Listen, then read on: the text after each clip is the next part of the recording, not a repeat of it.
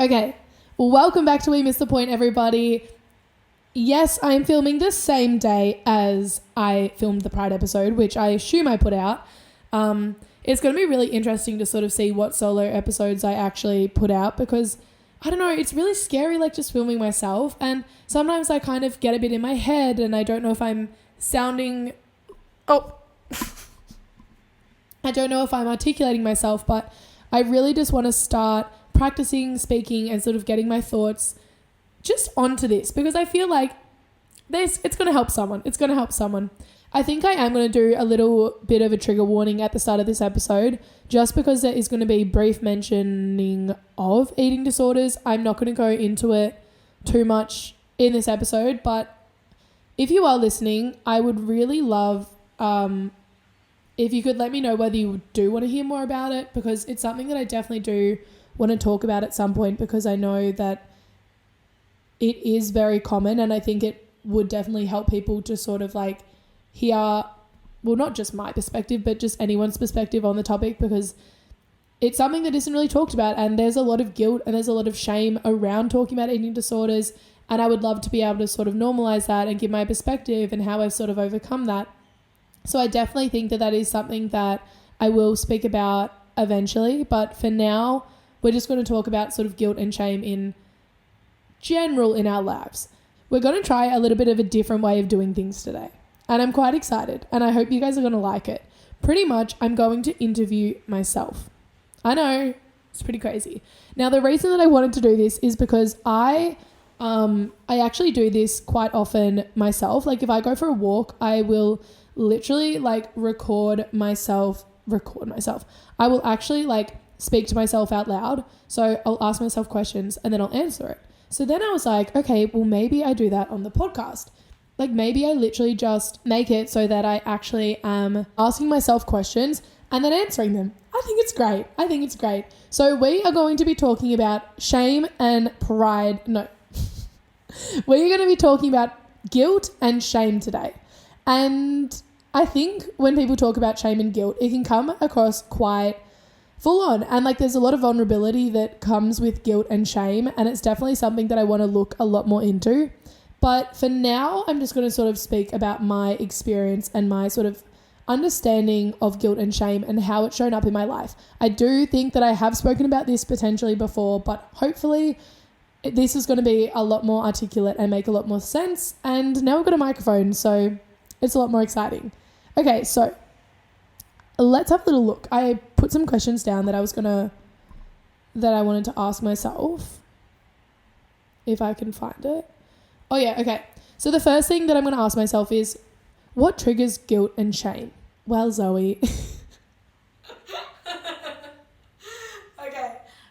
Okay, I would say that for me, I'm going to break it up. So guilt to me is sort of feeling that I've sort of gone against my own morals and values, whereas shame is sort of more of like I don't want to say disgust, but it's more of like a yuck, like I can't believe I'm like that, like I'm not worthy or I'm not good enough sort of vibe. And I was listening to a lot of, recently I was listening to a thing that Brene Brown was talking about, and I know she does a lot of work on shame, and she talked about how, you know, the people that were the most happy in life, the people that were the most self-confident and sort of had this like sense of happiness and fulfillment in life, they said that vulnerability was a really big part of that. And the reason for that was that because they were able to be vulnerable, they were able to address their shame and they were able to address their guilt, which ultimately allowed them to let it go, as we talked about in the book. But once they were able to let go of that shame and that guilt, they could then level up and feel more empowered and feel those like higher feelings and those emotions of love and peace and all of that sort of stuff. But when you are in that emotion of shame and guilt, you are unable to feel those higher feelings and emotions. And it's then so interesting because I think shame and guilt, if you talk to people that are sort of experiencing those emotions, or if I think about it for myself, when I do experience shame or guilt, there's this lack of vulnerability almost because you sort of are hiding behind this, like you're hiding in the shadow ultimately. Like when you are feeling those emotions of shame, or you've done something that's creating this shame or guilt in your life, the idea of being vulnerable and sharing that is the scary part. And I think that was just a really interesting way of putting it. And I know she talks a lot about how initially in her research, she wanted to understand why people felt shame in a sense. And so realizing that, you know, these people that were feeling really good and really fulfilled and really happy in their life, they were the ones that were being vulnerable, was kind of this like difficult situation, because how can you make people that are feeling super shameful and super guilty want to be vulnerable, because the lack of vulnerability is keeping them in their emotions, you know? So that was kind of a long-winded way of like explaining the difference between shame and guilt. But I think I've noticed that lately, like when I thought of guilt initially, it was definitely surrounding my eating disorder. And I think I had a lot of shame in talking about that. I definitely never spoke to anyone about it. Maybe now I reckon I probably mentioned it to a few people, but I've never actually gone into detail about what that experience was like. And I remember there's this one girl, Anna Archer Fitness, who, if anyone is struggling at all with an eating disorder, I would really recommend listening to her, in that she's just a young girl. She talks a little bit about it, but she's just, you know, she's experienced it and she's very open about it. And I found her when I was sort of still struggling with overcoming it. And I remember listening to her vulnerability and listening to her share her story and her experiences just made me feel so much more almost like comfortable. Like I think it sort of lifted away that shame a little bit, because like, and even the guilt, because someone else was going through it and I wasn't alone. And I think that's the biggest thing that sort of comes about.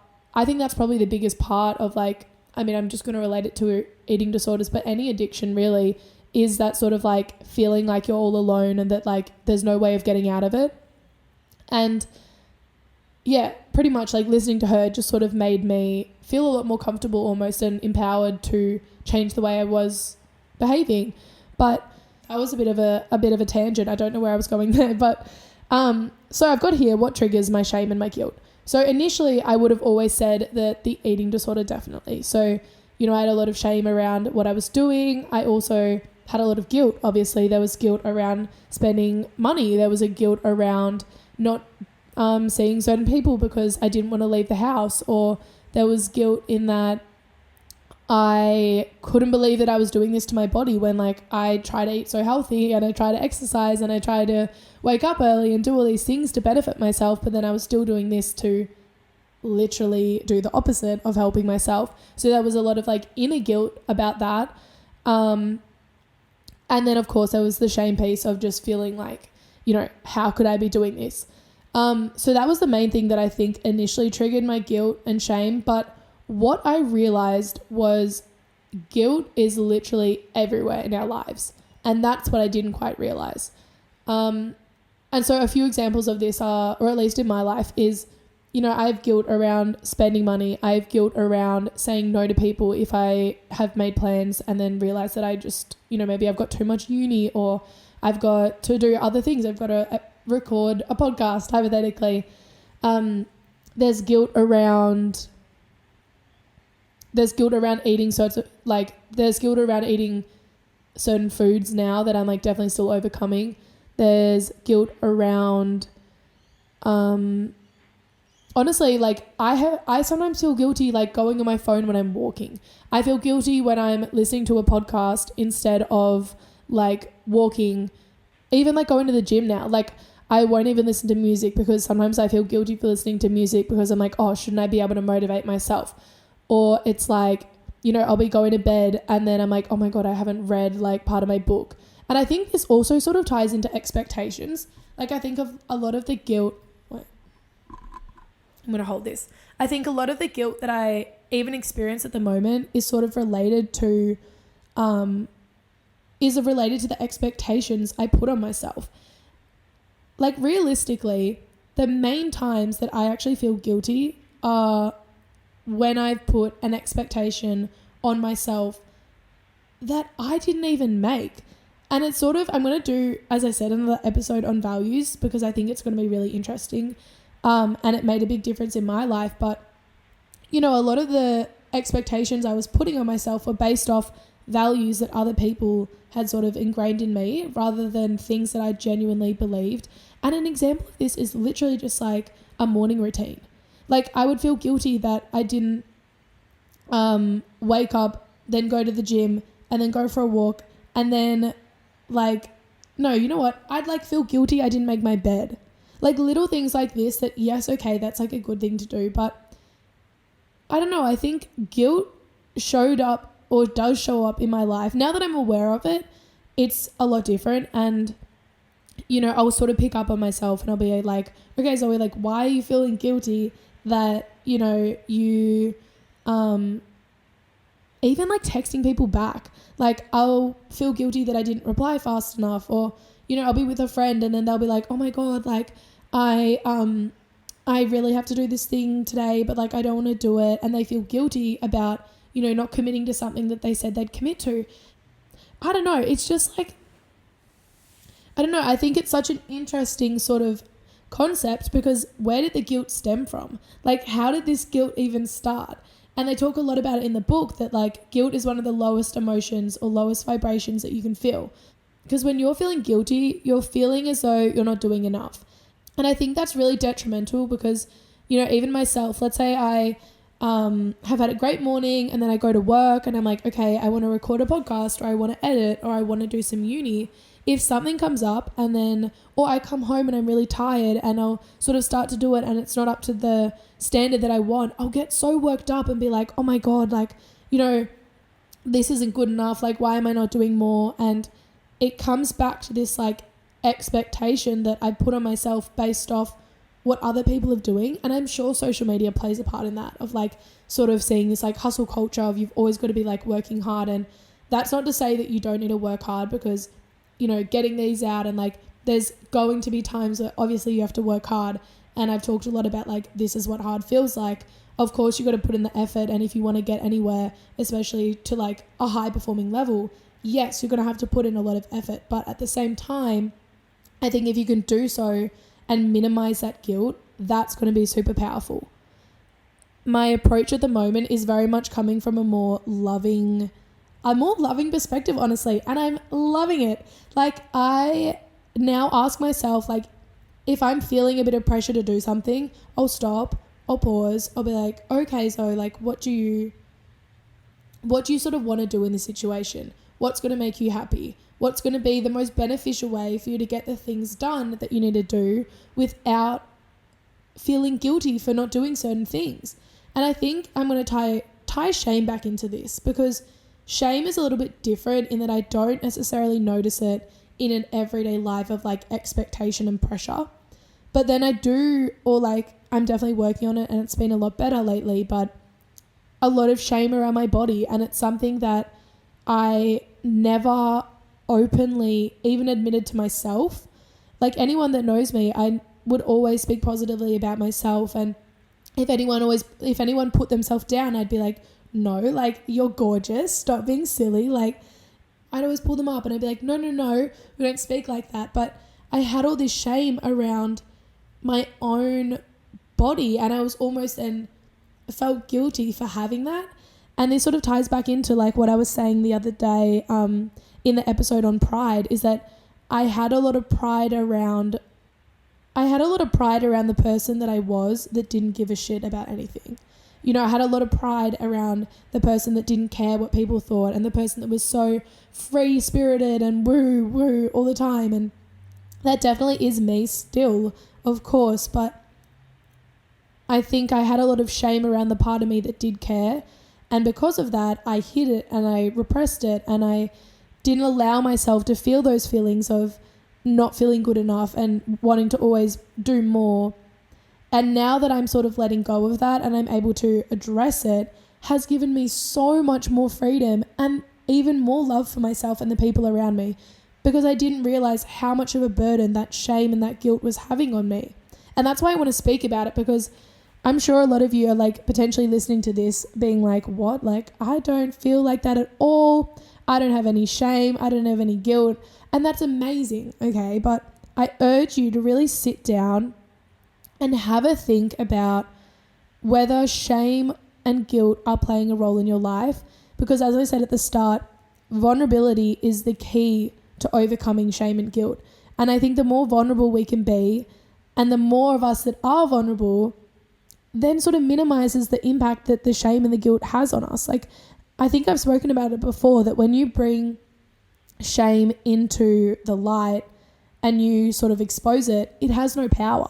Like now me speaking about how, you know, I was self-conscious about the way I looked and I was self-conscious about my body, saying it out loud, it's like, oh, so silly. It's so silly. And it's not silly in like a, oh my God, you're so stupid way, but I think it's very normal. But once you sort of start talking about it and you allow yourself to admit it, you can let it go. And this is where the book, I'm bringing it up again, this is where the book was so incredible, because it was just like, it brought so much awareness to how I had been feeling, and it allowed me to let go of this guilt and let go of this shame. And as you sort of get up from there, they then talk about how anger comes up, and then it's sort of like, which I can relate to. I then sort of got angry at myself. I was like, how could I have like let myself feel like this for so long? And then that creates that change, because you're like angry that you were like that. And then, you know, next is courage. You sort of have the courage to shift into that next version of yourself or change that habit or whatever it is. And then I think there's definitely one in between, but we're just going to go straight to love. You then just have this like inner love. And it's not like relationship love. It's just like an inner love for everything. And that is something that I think lately is appearing in my life so much more. And I don't know, I think when things now come up that I think that maybe are difficult, or maybe, you know, I have feelings of guilt, or I have feelings of shame, or I have that feel the need to defend myself because I've got all this pride, or like my ego plays up, to be able to pause, let go of those feelings. And that doesn't mean ignore them at all, because that's a whole other thing that we don't want to do. But when you're able to acknowledge them, let them go, and then move into that state of love, it is so, so powerful. Like, I can't even explain to you. This has gotten so deep. I think we need to like lighten it up. What was my next question? How does shame and guilt impact your life? Well, I think I kind of talked about that. But like, yeah, I'd say shame and guilt impacted my life in that it made me really want to hide the person that I was. And it also created a lot of separation between who I am right now and the person that I used to be. And I talked about it a little bit in the Pride episode that, you know, I now I'm so passionate about mindset and growth and personal development and spirituality and energy and all those things.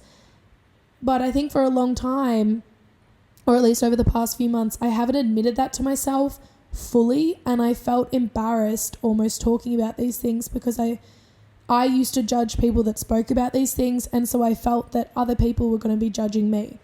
And it wasn't until I could sort of let go of the sort of guilt I actually did feel for judging other people, and the shame that I had around speaking about these things because I used to judge these things, that was so powerful. Because being able to then sit in myself and be like, I love and I am so passionate about these things and I'm at peace with whatever anyone thinks about it, that is so powerful. And I don't really know how that had anything to do with guilt and shame, but I think it did a little bit. But it was sort of like how it's impacted my life. And I mean, in early years, it impacted me a lot. Like in terms of the eating disorder, that was horrible. And like I think I will go into that a little bit, because I think it could hopefully help some people. But in other ways, I think guilt especially has played a role in my life, in the sense that it's just held me back from doing the things that I wanted to do. And it's also created a lot of resistance. Once I was sort of able to work out what I valued, then there was no guilt, because the things that I wanted to do, I was doing them because I loved to do them rather than feeling like I needed to do them. I think, I don't know if that made sense. So how are you overcoming these emotions? I love this question, Zoe. Yeah, so a really good way that I actually found to overcome all of these negative emotions, but also specifically guilt and shame, is this sort of way. I forgot who I read this or like heard this from, but it's sort of when an emotion comes up or a thought comes up or a feeling comes up, ask yourself, is this mine? A really good example that I heard of this was, let's say you're getting ready with your friends and someone comments on their body, and then a little bit later you notice that you have the same thought about your own body, and it's sort of taking a second and being like, okay, where has this thought come from? And if you can identify that, okay, this is my thought of like, I feel this way about myself, or is it that someone else has actually thought that way about themselves and you've taken that on? If it's someone else's thought, you can just let it go. That's not yours.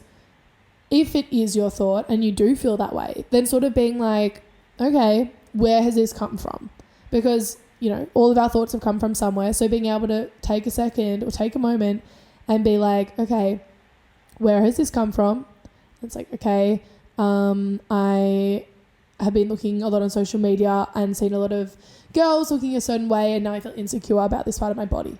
The point is that it's just noticing your thoughts and your feelings and sort of being like, okay, where did this come from?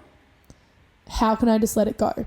Even like around food, like if I notice that I'm starting to feel guilty for eating something that I used to think was bad, I can pull myself up and be like, okay, you're feeling guilty. Where has this come from? Is it mine? No. Okay, we're going to let it go. It even could be like I'm drinking a bit less, and I found that I was feeling guilty that I wasn't drinking as much. And I was like, okay, I'm feeling guilty because I'm not drinking as much. Where has that expectation to drink more come from? And it would sort of be like, well, society, but also me. Like I used to always drink, so I think there was a part of me that puts that expectation on myself. And then acknowledging that and letting it go. So yeah, I think that's like a nice little chat about shame and guilt. I hope you guys liked it. I'm really keen to just know what you guys think about these episodes. I'm super excited. We're going to have some awesome guests on. I'm going to keep them like quite short so that you can just listen to a quick little like ping, ping, ping about my thoughts, and we're just going to sit and chat. So yeah, I hope you all have a lovely week, whatever day you're listening to this. And I love all of you point missers so much. Let's keep missing the point. Let's keep learning. Let's keep realizing all the things that we like absolutely and positively miss the point on. Thank you for having me. See you later.